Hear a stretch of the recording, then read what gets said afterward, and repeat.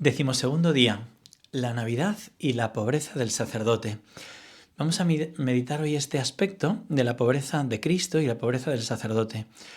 Nos dice el Evangelio de San Marcos 3:13 que los llamó a su lado, a los que él quiso, para que estuvieran con él y para enviarlos a predicar. Estar con Jesús significa también vivir su pobreza, vivir como él vive.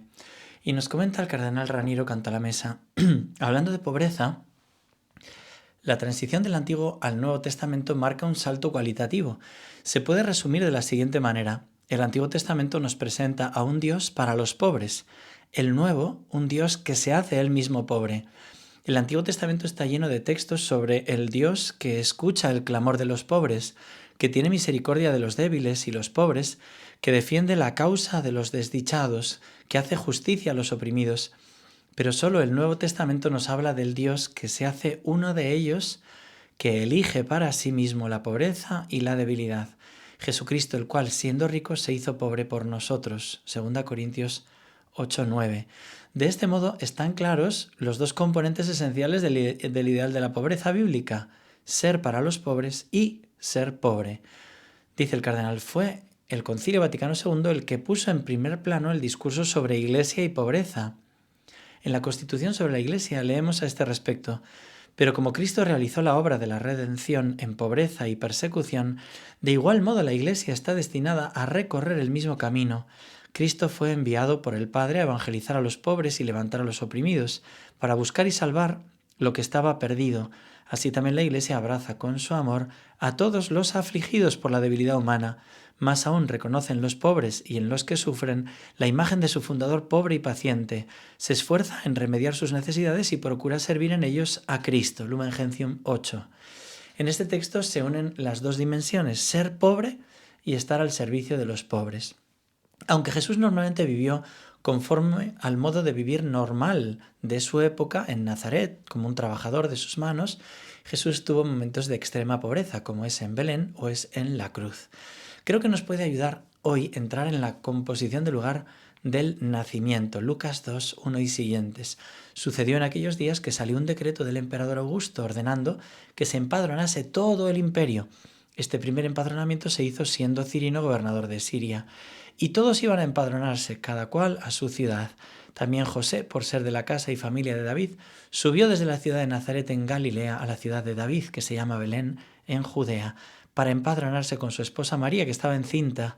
Y sucedió que mientras estaban allí, le llegó a ella el tiempo del parto y dio a luz a su hijo primogénito, lo envolvió en pañales y lo recostó en un pesebre porque no había sitio para ellos en la posada. Tremendo. Viene a los suyos, viene a este mundo y no hay sitio para él.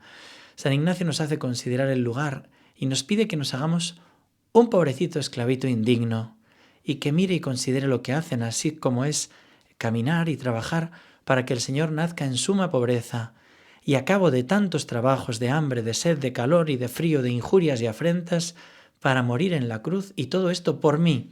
Y después, reflexionando, sacar algún provecho espiritual. El Señor ha elegido pobreza para conquistarnos. Fijaros que hemos de evitar la dialéctica de un espiritualismo desencarnado contra un encarnacionismo desespiritualizado. Todos tendremos que dar cuentas a Dios por las obras de misericordia corporales y espirituales. No solo es pobre el que no tiene bienes materiales, también es pobre quien no conoce a Cristo, o también es pobre el pecador. San Pablo nos recuerda que Jesucristo, siendo rico, se hizo pobre por vosotros para enriquecernos con su pobreza, no con su riqueza, sino con su pobreza. Y explica Santo Tomás que defendió la pobreza material para darnos a nosotros las riquezas espirituales. Cada uno tendrá que ver cuál es su propia llamada.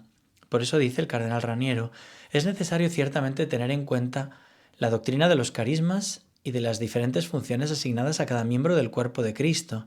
San Pablo parece incluir en el grupo de los carismas también el desprenderse voluntariamente de los propios bienes para dárselos a los otros.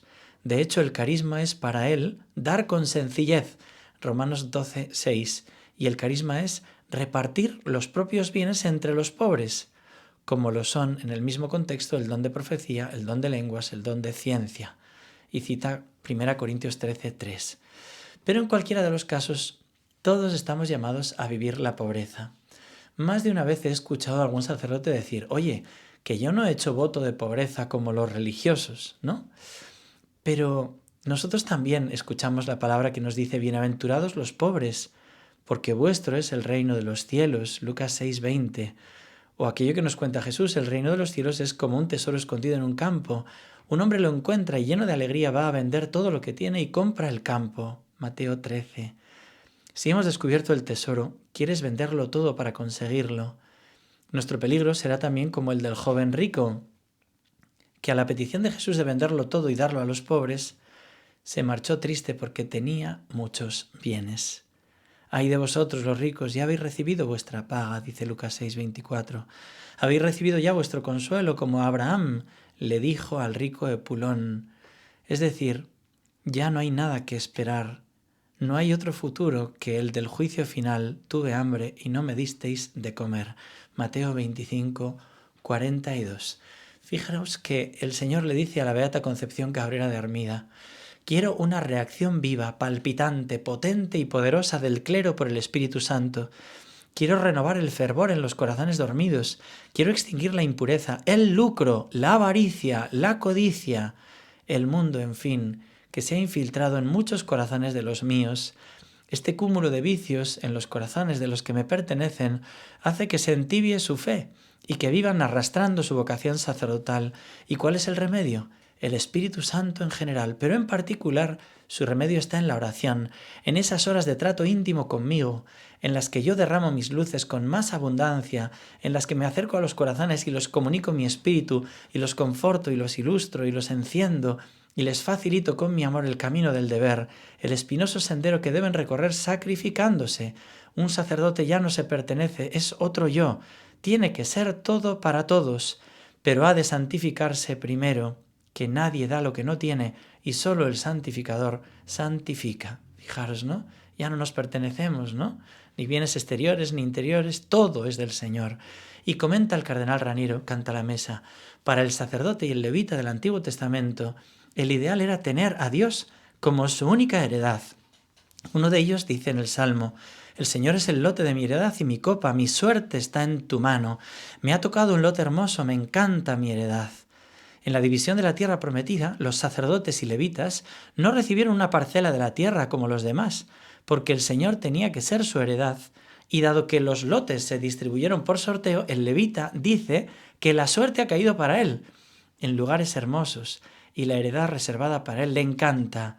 Siempre con respecto a los sacerdotes y los levitas se dice en la ley, tú no tendrás heredad ninguna en la tierra, no habrá para ti porción entre ellos. Yo soy tu porción y tu heredad en medio de los hijos de Israel. Números 18-20. Las palabras clérigo y clero, comentan el cardenal Raniero, derivan de la palabra heredad, que en griego suena kleros. Imitemos el entusiasmo del levita del Antiguo Testamento y digamos también nosotros a Dios, y contigo, ¿qué me importa la tierra? Se consume en mi corazón y mi carne, pero Dios es la roca de mi corazón y mi lote perpetuo. ¡Qué preciosidad!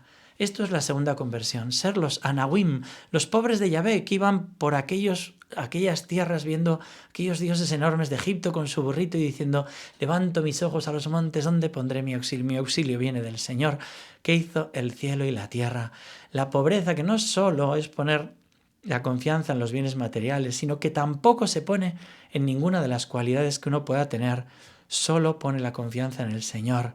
Esta es la verdadera pobreza de espíritu, la humildad profunda de saberse nada y poner toda la confianza solo en el Señor. Esa fue la gracia que recibió Santa Teresita el día de Navidad. En esta noche en la que Él se hizo débil y doliente por mi amor, a mí me hizo fuerte y valerosa. Me revistió de sus armas y desde aquella hora bendita no conocí la derrota en ningún combate, sino que al contrario fui de victoria en victoria y comencé una carrera de gigante.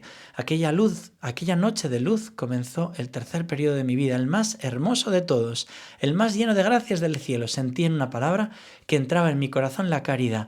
Sentí la necesidad de olvidarme de mí misma para dar gusto a los demás y desde entonces fui feliz. El olvido de uno mismo. ¿Cómo me recuerda esto el padre Damián de Molokai, que dejó todo para irse a aquella isla de leprosos, donde los echaban para que se pudrieran, y él fue a dar los sacramentos y murió también con lepra él. Considera, hermano sacerdote, si el Señor te puede decir: en mi viña hay pastores buenos que han acogido esta gracia en su corazón, la gracia de vivir con gran gozo la pobreza bajo los criterios de este mundo, pero deseo comunicarte una pobreza mayor y que muchas veces pasa desapercibida. Por eso son tan pocos con los que cuento para que me la entreguen. Se trata de la pobreza de los propios criterios, del olvido del propio yo. No hay mayor pobreza que la de aquel que se niega del todo a sí mismo para ser todo de mí. Lo que le ocurrió a aquel joven rico no fue tanto el desprenderse de lo material que tenía, sino que no quería desprenderse de lo que él mismo le aportaba, todos aquellos bienes materiales.